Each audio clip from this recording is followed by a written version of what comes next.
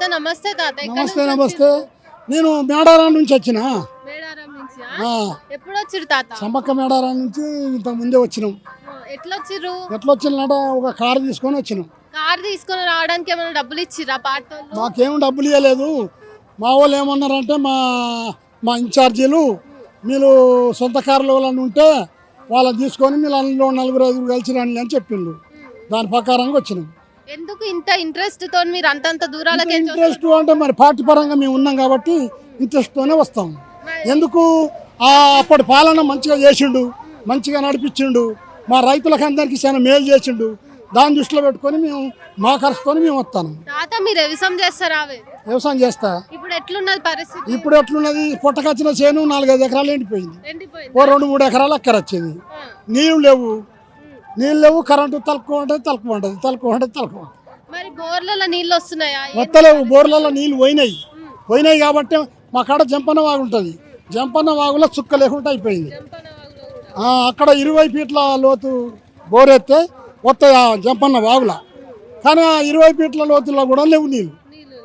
ఎందుకు ఇట్లా అవుతుంది మరి? పాలన ఎందుకు ఇట్లా వేస్తుంది? పాలన ఎందుకంటే ఇప్పుడు సార్ ఉన్నప్పుడు కాళేశ్వరం నీళ్ళు కానీ దేవాదుల నీళ్ళు కానీ ఇదంతా తిప్పేటోడు.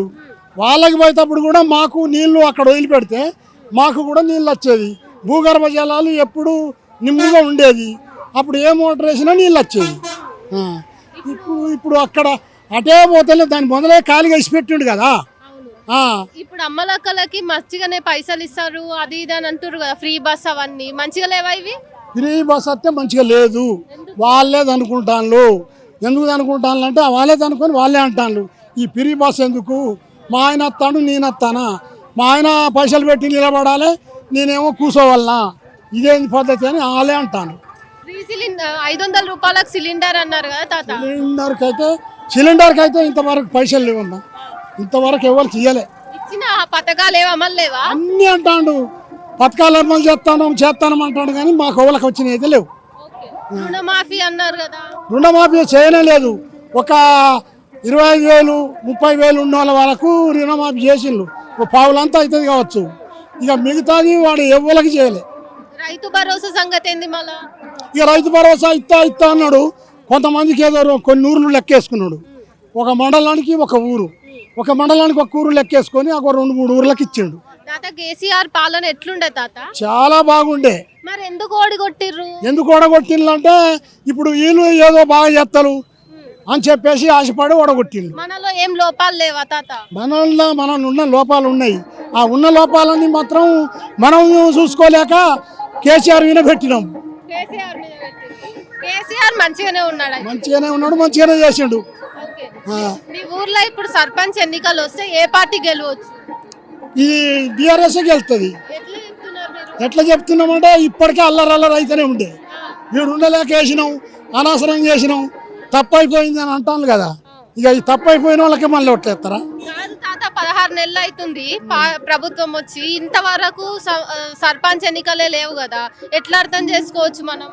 ఇంతవరకు సర్పంచ్ ఎన్నికలు లేవు అంటే ఇప్పుడు ఆయన ఇవన్నీ చూసి ఇంకా పెంచుతాడు. తర్వాత చేద్దాం.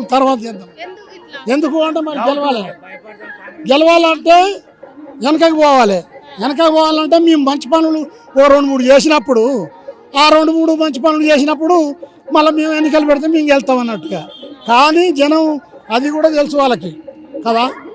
అప్పుడేమో మీరు రాజశేఖర రేవంత్ రెడ్డికే ఉన్నాడు, మరి ఇప్పుడు కేసీఆర్కే ఉండాలి. ఎందుకంటే మేము అందరినీ కూడా నానా బూతులు తిడతాడు.